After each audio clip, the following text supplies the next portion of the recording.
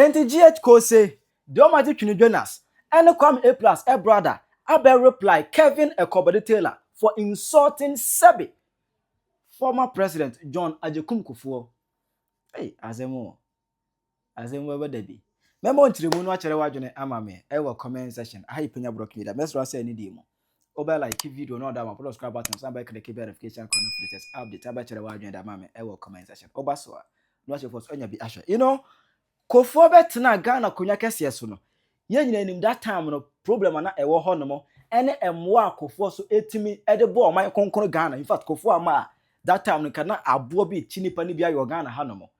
Already free maternal care eba school feeding program on the buy just say Kuffour be ye be my Ghana Metro Mass Transport Kuffour the buy aside that OCC schools any ade because I remember Kuffour be see school be around me call primary Kuffour be ye blocks MI say Kuffour time anyone be course so Ghana ha o man who development ahodo Kuffour from Konya so 10 years echi what is 10 years from Konya so 2008 ana Kuffour from Konya so enti aka 2 years na 20 years ni Kuffour from Konya so 20 years na be Kevin Taylor na be trying to show so enro echi di natem Kuffour amumu say dada bobonyoma wa ya ne enhwe ontimi mo ba kumpo nkireo na we na ya start ye na ye wie mese mo ma Kuffour on TV so national television no because I started this and I completed this before I left office e bi ni Ghana history mu eno mo dada mo do mu hunahuna mo ode wonya mobo unim sika Kuffour te so unim sika ne nana no te so unim sika we leading Kuffour mo wia oye lazy 99 person benante we oye broni a anka beba na obo tennis Kuffour ni age a wodu no oye broni a anka no pe bia bo so ojogi.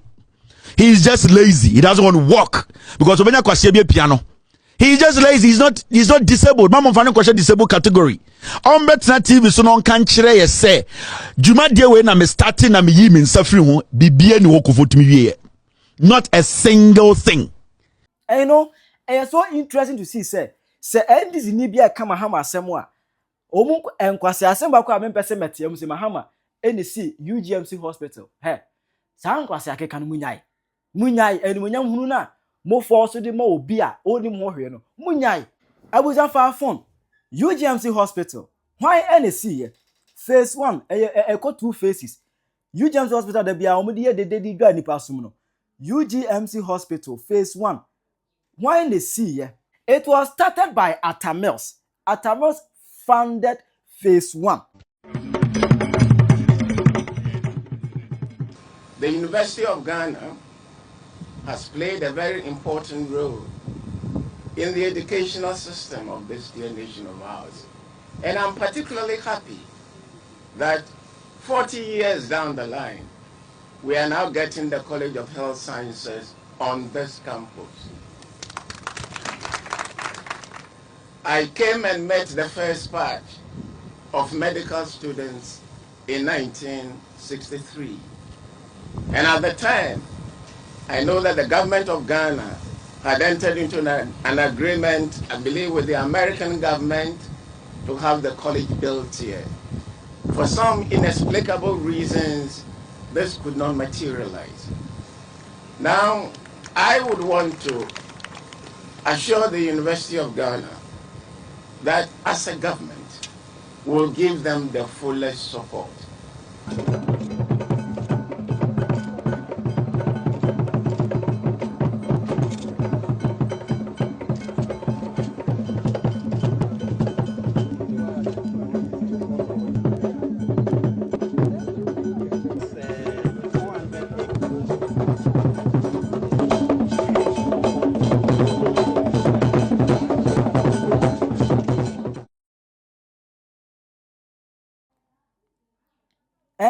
Atamils funded phase 1. Am I even to the point say Mahama Nkasa I admit it as a phase 1 no and only see yet. President Mills commenced the Eastern Corridor Road project, the University of Ghana Medical Center, which I inaugurated yesterday, the Kotokraba Market, the Cape Coast Stadium, and a host of others which I inherited is on to President Professor John Atamils. What I say?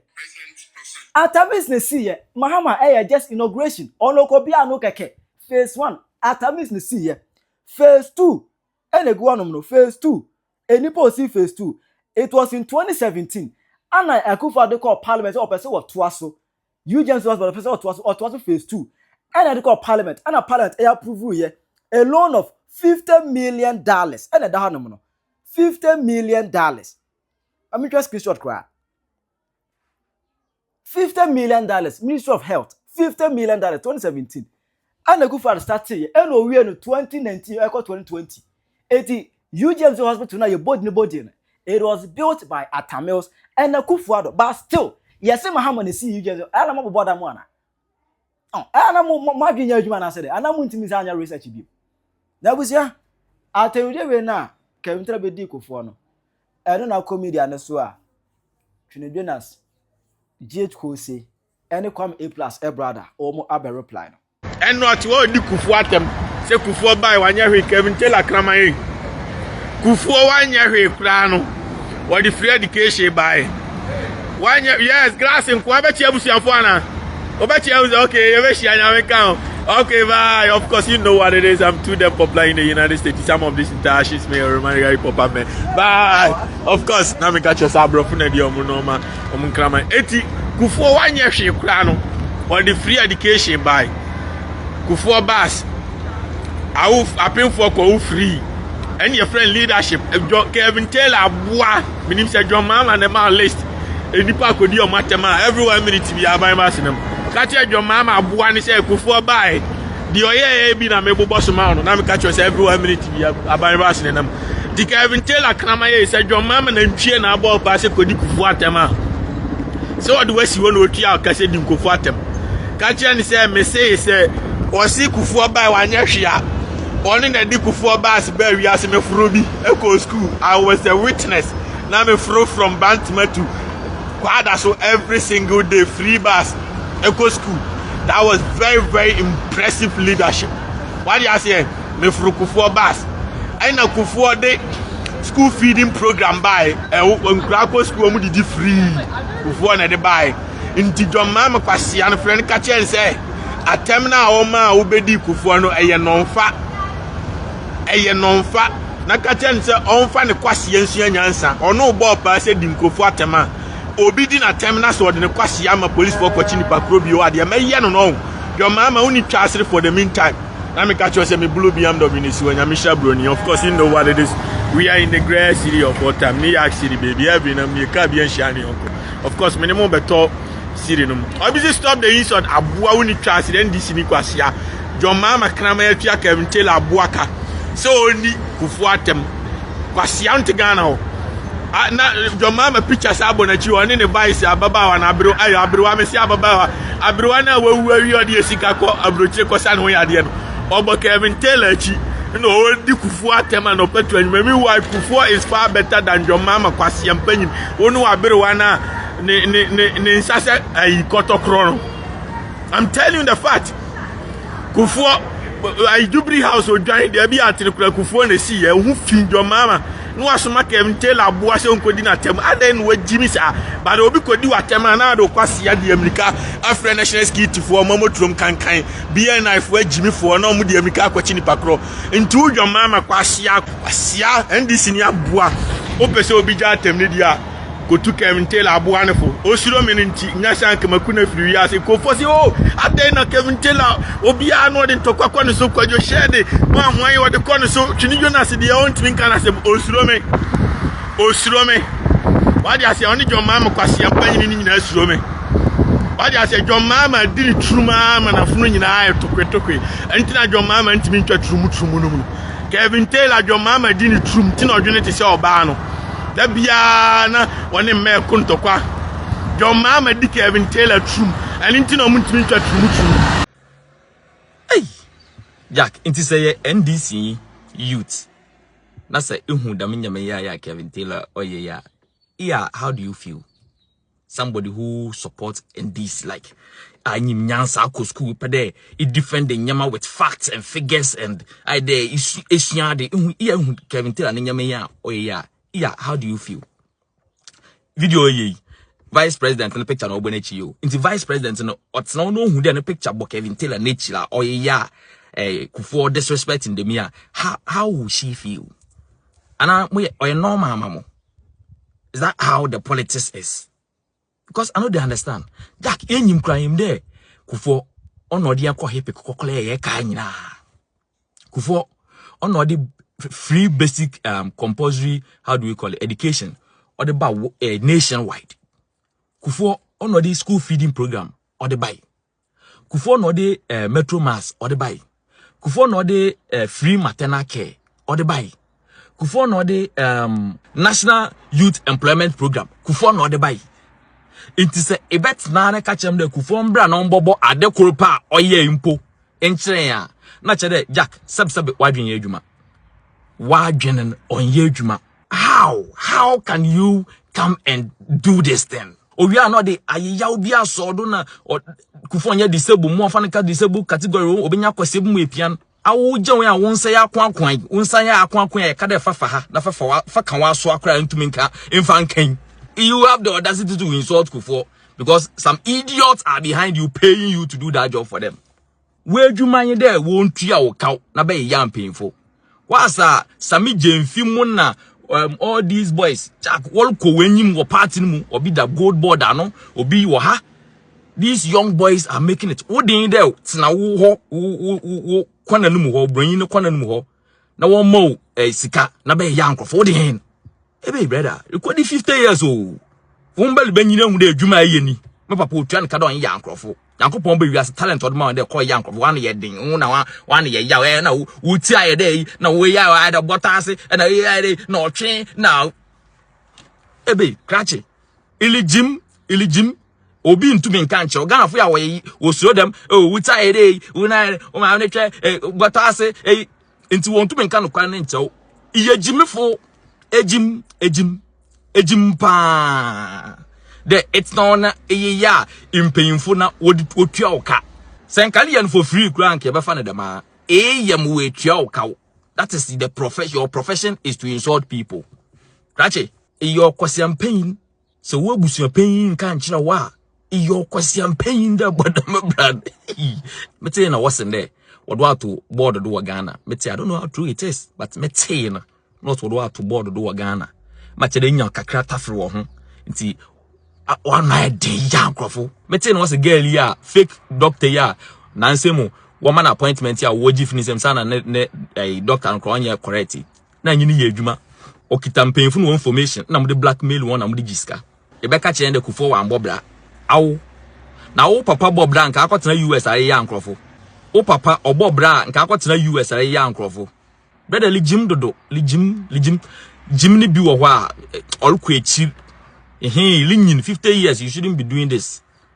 Abai David de nanu yedin no